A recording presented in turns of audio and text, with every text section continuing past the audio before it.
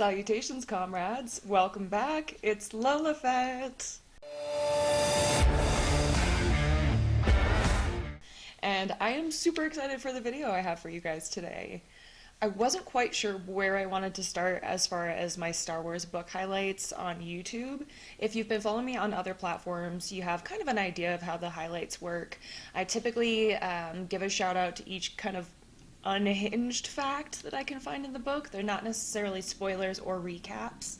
Um, but I wanted to do something a little bit differently for YouTube, so I'm not just regurgitating the same information.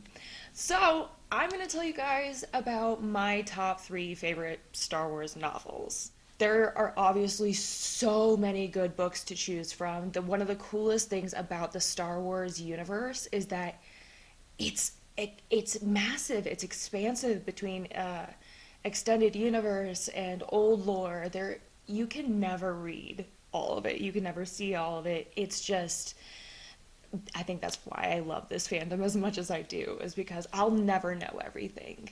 That being said, there are definitely some books that I've got a little bit more of a soft spot for.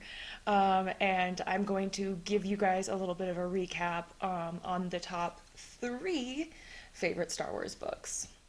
Starting with number three, I think one of the most important mentions.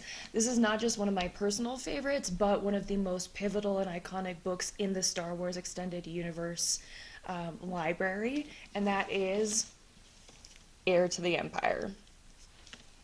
Now, this one is obviously a honker. This edition is really cool because it is the 20th anniversary edition that has annotation by Timothy Zahn. And a lot of these chapters, they have his notes on the side. That has been really, really cool because he'll be able to go back and reference, for example, before they had a word for Sith, they were just called the Dark Jedi. So he's able to go back and reflect on how much of his writing used the term Dark Jedi, and then the realization of the word Sith. Heir to the Empire is really, really fascinating as far as lore because we are introduced to the character Mara Jade. If you're not familiar with Mara Jade, I will do a video on her at some point. And the dynamic between her and Luke Skywalker, it's fascinating. It is a beautiful, beautiful character evolution for both of them. But we also see Thrawn, Grand Admiral Thrawn. We see him really come into his own. We see a lot of exploration about his character. If you're familiar with Grand Admiral Thrawn as a character, you know that one of his things, his niches, is that he loves art. And he uses different cultures' art to manufacture his attack plans or defense plans. So he looks at the culture behind art and understands each species, each culture through that, and then it adapts their war plans, which I think is just fascinating. Timothy Zahn talks a little bit about the inspiration behind that and why that was so important to him to give Thrawn a really unique angle like that.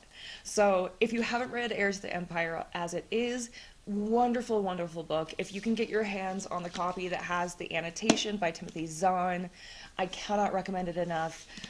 For any diehard Star Wars fan, it was, I mean, it took me a long time to read, but it was so cool. So cool. So that is going to be coming in at number three. Number two is actually going to be a series, and that is the Hard Contact Republic Commandos. My baby boys. My baby boys.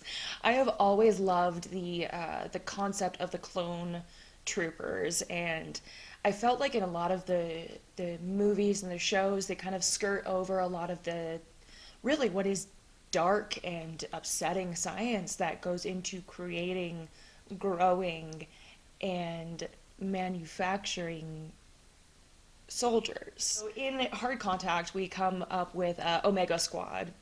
And Omega Squad is composed of several clone troopers. One of them is going to be raised by Cal Skirata. So there's a lot of different generals who volunteered to work with the clone troopers specifically, and many of them were also Mandalorian, Cal Skirata being one of those.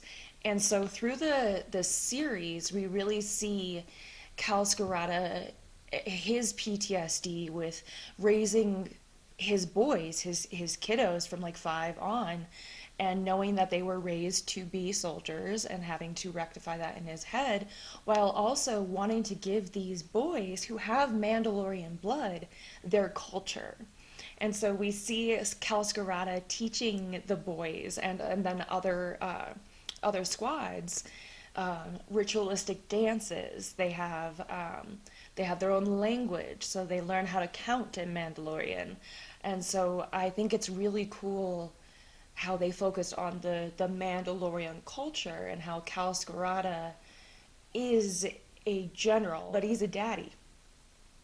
He's a daddy, and his men are loyal. Watching them interact with each other is such a beautiful example, I think, of just positive masculinity. Like, this is when they said boys will be boys, this is what they're talking about. So coming in at number two is going to be Republic Commando series, starting with Hard Contact. All right, number one, the Ahsoka novel. Y'all, so this came out obviously before the live action show, and Ahsoka is one of those characters that I have grown up with. I was the perfect age for the Clone Wars cartoon, and I grew up with this character, and I have developed this deep adoration for her. But E.K. Johnston knocks it out of the park, truly. We find Ahsoka after Executive Order 66. She's under the impression that both Obi-Wan and Anakin have died. So she basically goes and hides on a backwater planet and is trying her best to just lay low and maybe find a new life. She starts scavenging and working with the village on this backwater moon. Actually, yeah, it was a moon. It wasn't even a planet. But Ahsoka was raised in the Jedi Temple. She was a general before she, was well into her teens. She has that natural inclination to help. And so once she sees some of the things that this backwater planet is starting to experience, that rebel resistance instinct comes right back, and she goes right into action.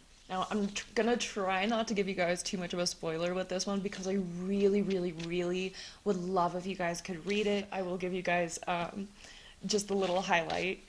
There's a conversation that she has with one of the locals where her backstory is essentially that she was orphaned very young and she had adoptive parents, and it's implied that her adoptive parents are Obi-Wan and Anakin. So she's casually talking to this friend that she made on this backwater moon, and the friend is like, "Oh, did your parents fight a lot?"